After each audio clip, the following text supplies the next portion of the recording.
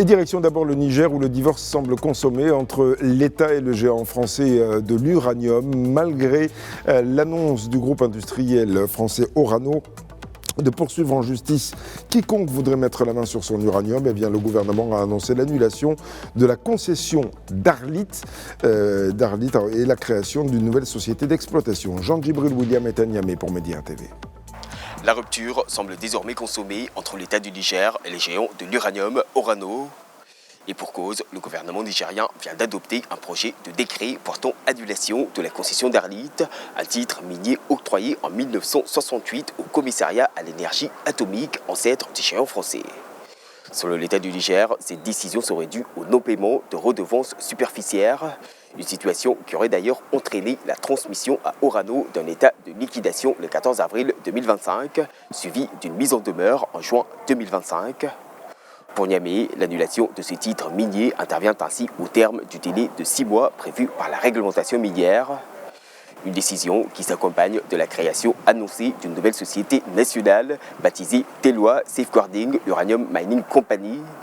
Elle vient en lieu et place de la Société des mines de l'Aïr, la Somaïr, filiale d'Orano nationalisée en 2025 par l'État du Niger. Une nouvelle preuve, qui plus est, de la volonté des autorités nigériennes de prendre en main la gestion de l'uranium local, mais aussi de mettre fin à plus de 50 années de présence de l'opérateur français au Niger. Jean-Djibril William, à Niamey pour Média TV. En Côte d'Ivoire, la croissance rapide de la population urbaine fait exploser les prix des logements, à Abidjan principalement. De nombreux ménages consacrent désormais plus d'un tiers de leurs revenus au paiement de leur loyer. Mélissa Koné est à Abidjan pour Média TV. Se loger en Côte d'Ivoire, principalement à Abidjan, devient de plus en plus difficile dans plusieurs communes, notamment à Cocody, Marcory et bien d'autres. Les loyers ne cessent d'augmenter, mettant les classes moyennes sous pression. Trouver un logement accessible, bien situé et adapté, ses revenus relèvent parfois du parcours du combattant. Face à cette situation, certains s'éloignent du centre-ville, allongeant leur temps de trajet et leurs dépenses de transport. D'autres réduisent leur qualité de vie pour pouvoir se loger. Entre urbanisation rapide, forte demande et offre encore insuffisante, le marché immobilier s'emballe. Mais cette hausse profite-t-elle réellement à tous les acteurs?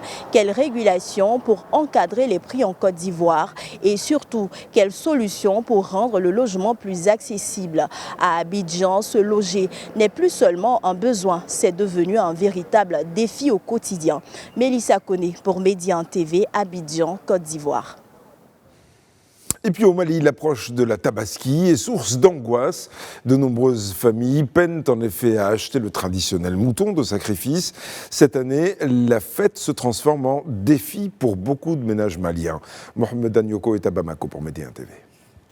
C'est dans exactement 48 heures que la communauté musulmane au Mali va célébrer la fête de Tabaski, l'Eid el-Kébir. Comme il est de coutume, à cette occasion, chaque famille veut s'offrir un bélier pour l'immoler le jour J. Mais avec la situation économique et sécuritaire du pays, ce n'est pas évident entre des poches vides et des moutons dont les prix ont atteint des sommets. L'équation devient difficile à équilibrer pour bon nombre de chefs de famille. Aujourd'hui, pour s'offrir un bélier moyen, il faut débourser pas moins de 150 voire 170 000 francs CFA, ce qui n'est pas donné. Et du côté des vendeurs, ce n'est plus facile car amener du troupeau de l'intérieur du pays vers Bamako avec l'insécurité sur les routes, ce n'est plus une évidence. Et les moutons élevés localement ou sinon à domicile avec des tourteaux et des aliments bétail reviennent encore plus cher à la revente. En tout cas, l'État pour essayer de trouver une solution à initier des ventes